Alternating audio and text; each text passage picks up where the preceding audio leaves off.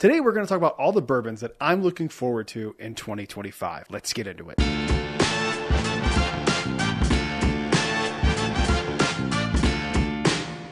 Hello everyone, welcome back to Brad's Bourbon Reviews. I'm Brad, and today we're going to talk about my most anticipated list for 2025. Now, this is not a complete list. These are just ones kind of off the top of my head that I thought would be fun to talk about a little bit. I am so curious what 2025 is going to bring. There's already some things out there that are like trickling out news-wise. This is going to be a very interesting year for bourbon because as of recording this, this is the day where Brown-Forman just let 600 people go, and I think I read that it was like the cooperage. I read it in passing. I didn't even read it. It was told to me in passing by my fiance while I was driving. So I don't, I didn't look into it to see exactly what it was, and I will, but at the time I have not. So these are in no particular order except number one. These are bourbons that I'm excited to get my hands on in 2025. Some of these haven't been announced yet, but they're safe to assume they're going to come out. They're annual releases, so for the most part. So we'll have to just see what happens. And also, there won't be any fancy B-roll for this video. I apologize. These bottles aren't out yet, so I don't have them to do videos. I'll put an image here of the labels if it's applicable. All right, starting off here with the first one. The first one that I'm excited to get my hands on in 2025, and I actually will try to get my hands on this one.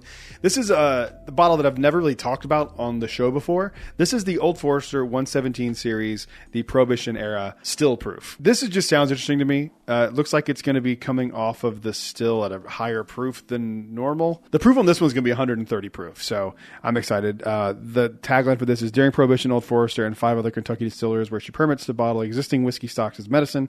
In 1930, the federal government granted these distilleries a 100-day window to replenish their declining stocks. During this historic period, Old Forester was distilled at 130 proof. So they're replicating that. That sounds interesting to me. They're saying the release date is December 2025. That's at least what the label that was filed with the TTB board says. I'm excited to get my hands on those. I have not dove into the 117 series lineup before. I've had a few of them. I don't remember which ones.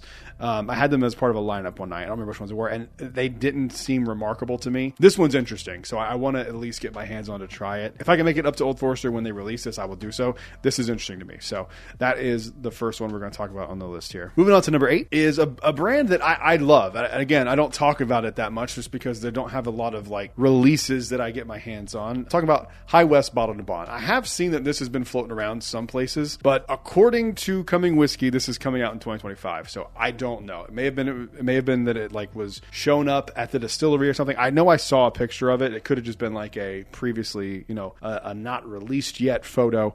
I don't know, but I'm excited to try it. I love High West. High West Double Rye is fantastic for making cocktails.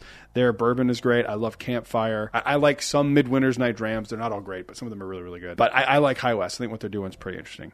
Moving on to number 7. Number 7 is my first barrel pick. I think I can safely say it's coming out in 2025. I have plans to go pick it at Conviction in like February. I'll be up in that part of the country. So if anyone, I'll announce when I get closer, because I know there's a lot of people who live in Charlotte that watch these videos and found me through Conviction. I want to include as many people as I can. I don't know what the rules are. So I'll have to like see what's going on, but I know patrons will get first crack at that for sure. So, but yeah, I'm really hoping that my first barrel pick comes out in 2025. I have a feeling I'll pick a pretty solid barrel. Moving on to the next one. Next one up is from Wild Turkey, and it's not the only appearance from Wild Turkey on this list. And it's the Camp Nelson whatever. Camp Nelson A, Camp Nelson B. Again, I don't care which one. Camp Nelson B for me was the most underrated bourbon of 2025. I don't really see people talking about it that much. I think it was fantastic. I think it was better maybe than the Russell's 15. I'd have to blind them side by side and see which one I actually prefer. But I really liked that bottle. It's in my top 10 of the year. I would just say top 5 of the year. I really like it. Top 3 even maybe. It's spectacular. So I'm excited for anything that comes out of that lineup. It's just fantastic. So the F was great. The B was better in my opinion, even if it was just slightly better. I really, really dig it. So I'm excited for whatever Russell's Reserve wants to throw at me from Camp Nelson. But before we get any further into this video, we need to thank today's sponsor, me. This episode is brought to you by my Patreon. If you like the videos that you see here over on YouTube, there is a cool little community over on Patreon. We have 2 tiers available currently right now. The other ones are sold out. We have a $5 tier, which will give you access to 2 extra videos for Patreon and 2 audio exclusive episodes of the podcast each month. You also get early access to the videos that I do post. Basically, I'm a one-man team. So basically, when I post a video, it goes to Patreon almost immediately. There's also a $10 tier, which gets you everything that the first tier does, plus access first to barrel picks. You get to dictate the videos you want to see. There are polls. There's a lot of fun over there. If you are so inclined and you like this channel and you'd like to support a smaller content creator, head on over to the link in the description. You can check out the Patreon. Thank you guys for watching, and back to the video. Moving on to the next one. This one is like the most mysterious one on the list. So I've heard a few things. I've heard that it's just going to be a normal release. I've heard from a more reliable source that it's going to be like a restaurant/bar exclusive. And I'm talking about the E.H. Taylor Distillers Council. I don't know what this is. It's E.H. Taylor. I'm assuming it's going to be a bottled and bond product. Outside of the barrel proof and the barrel proof rye, they are bottled and bond.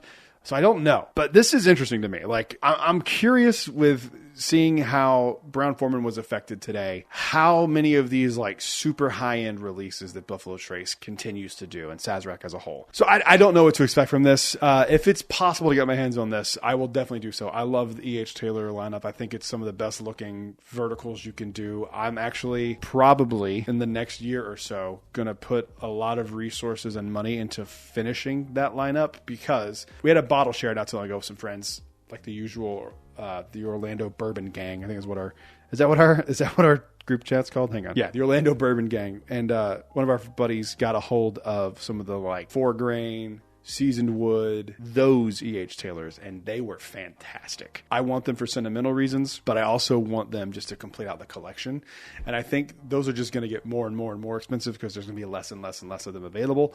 So I'm going to try to do that. So I'm going to want this if it's possible. If it's something that if it's what I'm hearing and it's only available in restaurants, that's going to suck. But I will probably see if they will just let me buy the bottle with whatever's left in there. And I don't know. We'll see. Maybe I'll invite some friends to the bar and go, hey, we're doing this. I really want to try this because I don't know what this is. It's confusing and interesting at the same time. Moving on to the next one. This one's one that I thought was supposed to come out this year, and I just never heard anything about it. No liquor stores heard anything about it, and now I'm seeing that it was kind of pushed to 2025. This is the Wild Turkey 101 Private Selects. Again, don't know what happened to these. Very interesting, though. I'm so curious. Like, this is such a smart thing for Wild Turkey to do. You don't have to create new distillate. You don't have to take barrels that are, used for something else. I think it's a really, really solid idea for Wild Turkey to do a single barrel pick of not just Russell's Reserve, do something a little different, something a little less expensive, something that someone might be more willing to gravitate to, because I don't know if everyone knows that Russell's is Wild Turkey. Most people probably don't know that's Wild Turkey just because of the name.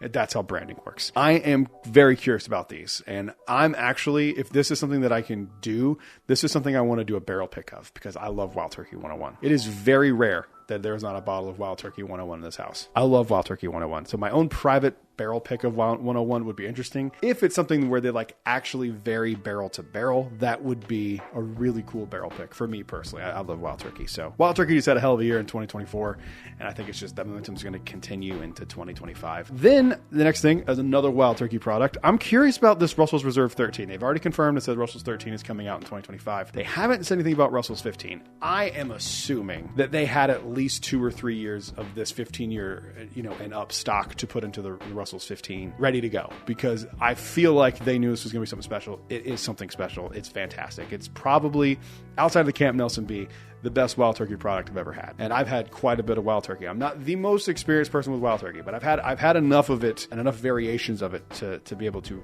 confidently say it's one of the best Wild Turkey releases of all time. I think that would be interesting. I think it'd be cool to get hands on and do an A/B comparison of 15, 2024 release into 2025 release. I don't know. We'll see. Moving on to number 2 here, and I wrote it this way: Conviction 8-year. I'm here for it. The 7-year was not my favorite, if I'm being totally honest.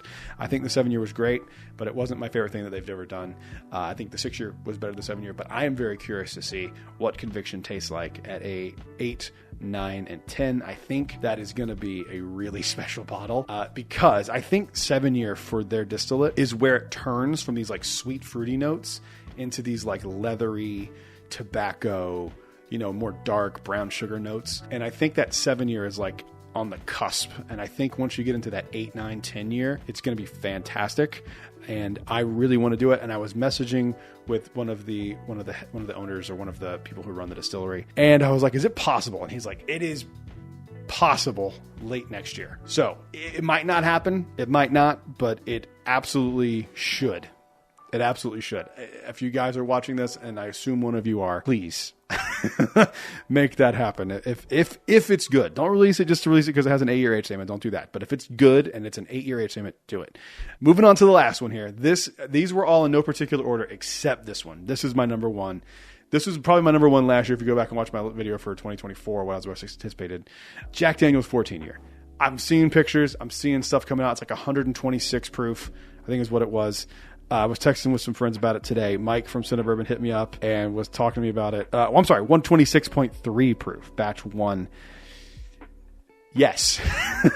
This one for me, if I have to pay secondary prices, if I have to, short of selling a body part, I will have this on my shelf in 2025, one way or another. It's coming. So I cannot wait to get my hands on this. This is my most anticipated of 2024.